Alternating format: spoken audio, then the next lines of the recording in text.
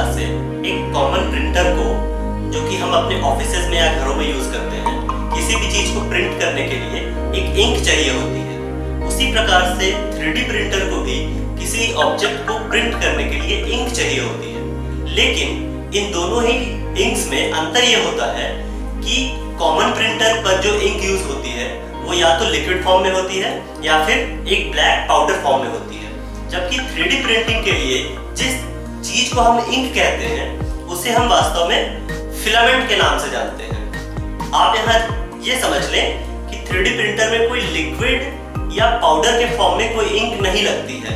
जब हम FDM printer की बात करते हैं तो कोई लिक्विड या पाउडर वहां पर नहीं होता है, जब बल्कि एक फिलामेंट होता है। फिलामेंट का मतलब एक प्लास्टिक की वायर होती है, प्लास्टिक की वायर होती है जिसे कि फिलामेंट कहते हैं।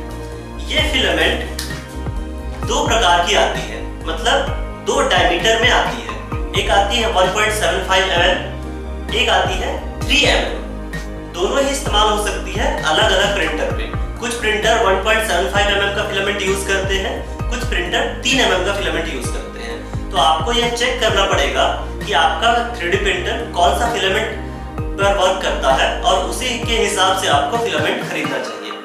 और ये फिलामेंट भी कई वेराइटीज में आते हैं, जिनमें से कुछ जो प्रमुख वेराइटीज हैं उनके बारे में मैं आपको बताऊंगा। सबसे पहले होते हैं एक होता है जिसे कहते हैं PLA, पॉलीलैक्टिक एसिड, और दूसरा होता है ABS, अक्राइलोनाइट्राइल ब्यूटाडाइईन स्टाइरीन। इन दोनों के अपने अपने गुण होते हैं। जैसे कि मैं आपको दिखाता हूं, ये जो ग्रे कलर का फिलामेंट है ये PLA है, और ये जो वॉयलेट कलर का फिलामेंट है ये है ABS, और ये दोनों ही 1.75 mm के हैं, क्योंकि मेरा प्रिंटर 1.75 mm के ही फिलामेंट पर वर्क करता है। इन दोनों के अलग अलग गुण होते हैं, जैसा कि मैंने आपको बताया। PLA थोड़ा सॉफ्टर मटेरियल है, जबकि ABS थोड़ा ज्यादा हार्ड है, मतलब कि ABS थोड़ा ज्यादा ब्रिटल है, जबकि PLA उसके कंपैरिजन में थोड़ा डक्टाइल होता है। इसका मतलब ये है कि ब्रिटलनेस और डक्टिलिटी का थोड़ा सा डिफरेंस आपको जानना चाहिए। ब्रिटल होने का मतलब ये है कि ABS से बनी हुई चीजें बहुत ज्यादा इम्पैक्ट को टॉलरेट नहीं करती है। अगर आपके पास कोई चीज ABS की बनी हुई है और आप उसे जमीन पर गिरा देते हैं या वो कहीं से टकरा जाती है तो वो तुरंत टूट सकती है, जबकि PLA के साथ ऐसा नहीं है। PLA एक शॉक रेजिस्टेंस मटेरियल होता है कंपेयर टू ABS, इसलिए ज्यादा इम्पैक्ट को टॉलरेट कर सकता है। इसके अलावा भी कई तरह के फिलामेंट आते हैं, जैसे कि एक होता है कार्बन फाइबर फिलामेंट। ये PLA और ABS इन दोनों से ही ज्यादा स्ट्रॉन्ग होता है। रियलिटी में ये प्योर कार्बन फाइबर नहीं होता है, ये या तो PLA होता है या ABS होता है, अर्थात इसका बेस मटेरियल या तो PLA होता है या फिर ABS होता है, लेकिन उस बेस मटेरियल में कार्बन फाइबर के स्ट्रैंड्स मिले होते हैं। स्ट्रैंड्स अर्थात कार्बन फाइबर के रेशे मिले होते हैं, इसीलिए इसकी ओवरऑल स्ट्रेंथ PLA और ABS दोनों से ही ज्यादा होती है। इसके अलावा एक फिलामेंट आता है जिसे कहते हैं TPU। TPU फिलामेंट की खासियत ये होती है कि ये एक फ्लेक्सिबल फिलामेंट होता है। आप देख सकते हैं इसे मैं किसी भी शेप में मोड़ सकता हूँ, खींच सकता हूँ। इसे आप कह सकते हैं एक रबरी फिलामेंट है, एक रबर की तरह का फिलामेंट है, और ये बेंड हो सकता है। इसके अलावा भी कई तरह के फिलामेंट आते हैं जिन्हें कि हम नायलॉन फिलामेंट कह सकते हैं। नायलॉन फिलामेंट आते हैं, या फिर कुछ फिलामेंट ऐसे आते हैं जिससे बोलचाल में तो मेटल फिलामेंट कहा जाता है, लेकिन वो एक्चुअल में मेटल्स होते नहीं हैं। जैसे कि आपको कॉपर फिलामेंट मिल जाएगा आप अगर अमेज़न फ्लिपकार्ट पर सर्च करेंगे तो, लेकिन वो एक्चुअल में प्योर कॉपर नहीं होता है।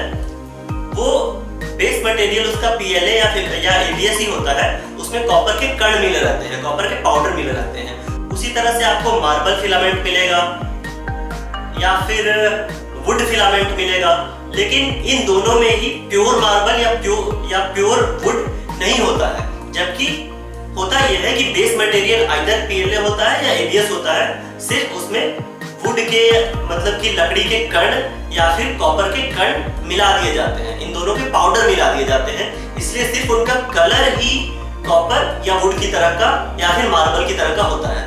बेस मटेरियल अधिकांश केसेस में या तो PLA या ABS ही होता है। जो अलग से आते हैं मैं उनकी बात नहीं कर रहा हूँ, जैसे कि जो नायलॉन फिलामेंट होते हैं वो नायलॉन के ही होते हैं। अब एक और बात ध्यान रखनी चाहिए कि इनके भी टेम्परेचर अलग अलग होते हैं। मैं उस टेम्परेचर की बात कर रहा हूँ जिन पर कि आप इनको लेकर के प्रिंटिंग करेंगे। जैसे कि अगर आप PLA फिलामेंट का यूज करेंगे तो PLA फिलामेंट का जो टेम्परेचर होता है, प्रिंटिंग टेम्परेचर, वो 186 टू 196 डिग्री सेल्सियस होता है। जब आप इसे खरीदेंगे तो आपको यहीं कहीं पर ये डाटा लिखा हुआ रहेगा कि ये फिलामेंट का प्रिंटिंग टेम्परेचर कितना है या फिर इसका डायमीटर कितना है और वेट कितना है टोटल रोल का। नॉर्मली ये 1 kg के आते हैं और इनकी कीमत अप्रॉक्स 1000 से लेकर 1200-1300 इनके बीच में वैरी करती है, डिपेंडिंग ऑन कि आप किस कंपनी का खरीद रहे हैं। मैं एक और आपको बता दूं कि आप कोई भी फिलामेंट खरीदेंगे उसकी melting temperature company to company vary करती है। कई कंपनियों में मैंने देखा कि वो 186 लिखते हैं, कई कंपनियां इसे 192 लिखती हैं, कुछ कंपनियां इसे 196 लिखती हैं। तो ये आपको खुद ही प्रिंट करके अब पता लगाना होता है कि आपने जो फिलामेंट खरीदा है उसका प्रिसाइज प्रिंटिंग टेम्परेचर क्या है। हालांकि जब आप कोई फिलामेंट खरीदेंगे तो आपको उसके रोल पे लिखा हुआ मिलेगा कि इसका प्रिंटिंग टेम्परेचर कितना है, लेकिन मैं ये एडवाइस करूंगा कि आप उस पर डिपेंड ना करें, क्योंकि कई बार जितना टेम्परेचर लिखा रहता है उतने टेम्परेचर पे ये प्रिंटिंग हो नहीं पाती है। तो सबसे बेहतर होता है कि आप एक टेम्परेचर टावर प्रिंट कर लें। अगर आप इसके बारे में गूगल पे सर्च करेंगे तो आपको टेम्परेचर टावर के बारे में काफी सारी जानकारियां मिल जाएंगी।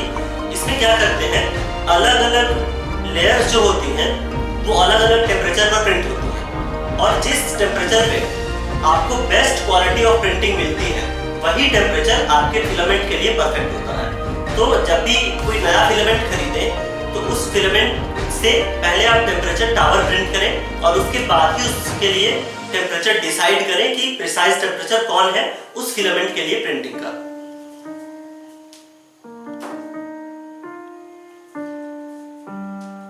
अब आती है बात कि होते तो ये प्लास्टिक के ही हैं, PLA या ABS होते हैं, तो इनकी स्ट्रेंथ कितनी होती है। मैं आपको बता दूं इनकी स्ट्रेंथ अच्छी खासी होती है। फॉर एग्जांपल मैं आपको दिखाता हूं, मैंने ये फिक्सचर प्रिंट किए हैं जो कि इस CNC मशीन पर लगाने के लिए प्रिंट किए हैं। इनसे किसी भी ऑब्जेक्ट को CNC मशीन के बेड पे रख करके उसे होल्ड किया जाता है, उसे एक जगह पे जकड़ के रखा जाता है जब उस पर CNC machine milling operation perform करती है। इसी से आप अंदाजा लगा सकते हैं कि ये प्लास्टिक के फिलामेंट कितने मजबूत होते हैं, क्योंकि जब कोई CNC मशीन चलती है तो वर्टिकल डायरेक्शन में और लेटरल डायरेक्शन में भी काफी ज्यादा फोर्स लगाती है। मतलब कि जो वर्कपीस रखा हुआ है उसे अपनी जगह से वो डिस्प्लेस कर सकती है, हटा सकती है। लेकिन 3D प्रिंटर से बनाए हुए ये प्लास्टिक के ही फिक्सचर उसे अपनी जगह रखने में सफलतापूर्वक मदद करते हैं। इसी से आप ये अंदाजा लगा सकते हैं कि अगर प्लास्टिक के ये फिक्सचर एक मिलिंग मशीन के लेटरल और वर्टिकल फोर्स को झेल सकते हैं, मतलब ये कितने मजबूत होंगे। इनकी मजबूती के बारे में कोई संदेह नहीं है, ये काफी मजबूत और काफी अच्छे प्रोडक्ट्स होते हैं। दूसरा, मैंने अभी भी बात की थी इम्पैक्ट फोर्स की, मैं आपको दिखाता हूँ। ये बना हुआ है PLA का, जो कि अच्छे से इम्पैक्ट रेजिस्टेंट है और काफी अच्छे इम्पैक्ट को झेल सकता है। फॉर एग्जांपल, सिंपल प्लास्टिक से बने इस ऑब्जेक्ट को मैं जब बार बार गिरा भी देता हूं तो भी इसमें टूटने का कोई साइन नहीं है, टूटने का कोई इसका आसार नहीं है, जबकि इसकी थिकनेस मात्र 1.5 mm की है। तो इससे आपका यह भी संदेह दूर हो जाना चाहिए कि PLA और ABS दोनों ही अपनी मजबूती में कम नहीं है। इन दोनों से ही अच्छी खासी स्ट्रेंथ हमें मिल जाती है। बस ये है कि ABS थोड़ा ब्रिटल ज्यादा होता है और PLA डक्टाइल ज्यादा होता है। तो आज की वीडियो में फिलामेंट के बारे में इतना ही। बने रहिए मेकर मानिया के साथ और सब्सक्राइब, लाइक और शेयर जरूर कीजिए। धन्यवाद।